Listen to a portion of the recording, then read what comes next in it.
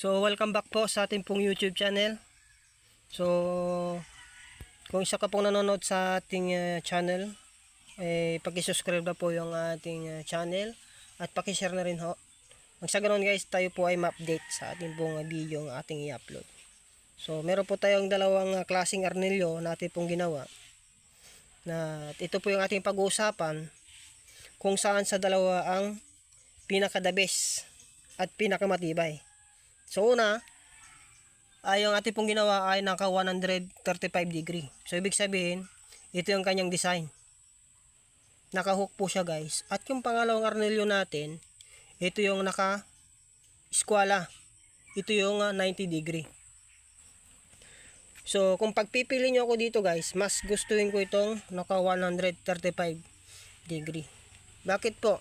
Kasi ito po guys, ito yung pinakamatibay na arnilyo pag ito yung ating gagawin po nating haligi, ha?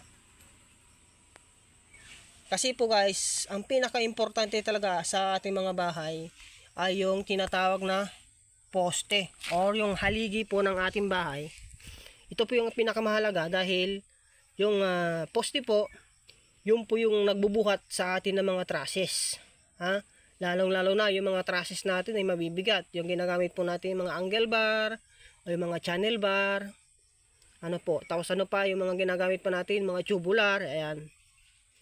Kaya yung poste, yung po ang nagbubuhat, yung sumasalo sa ating mga trusses. Pangalawa guys, yung ating pong poste, siya rin po yung sumasalo, no? Or nagbubuhat sa ating mga slab. Lalong-lalo na kung makakapal yung ating mga slab. At yung ating mga ginamit na mga bakal ay mga 12mm, ayan, merong 3 layer, merong 1-way slab, may 2-way slab, ha?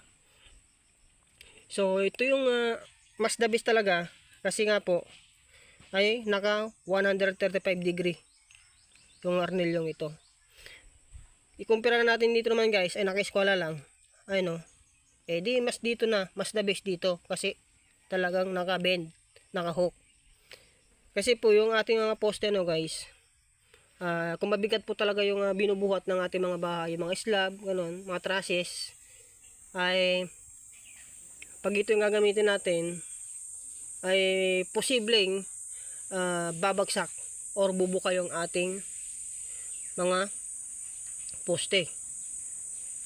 Lalo kung ganito yung ating arnilyo.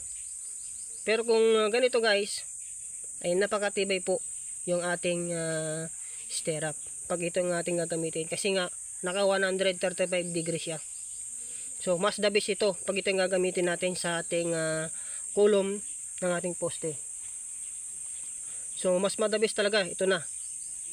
Kung ako talagang pagpipiliin, mas gusto ko ito guys. Pero depende po yan sa ating pong mga bakal na gagamitin, ha? Depende po sa mga size.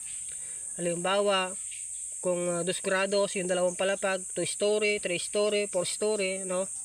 Yung ginagamit talaga diyan, yung mga makakapal, ha?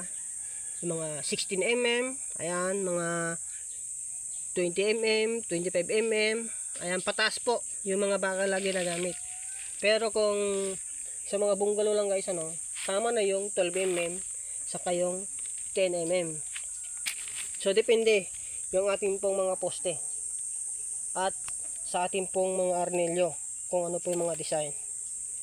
So maraming salamat guys, no, dahil kayo po yung walang sawa sa ating pagsuporta sa ating panonood po ng ating channel. Sana ay nakapulot po tayo ng magandang ideya.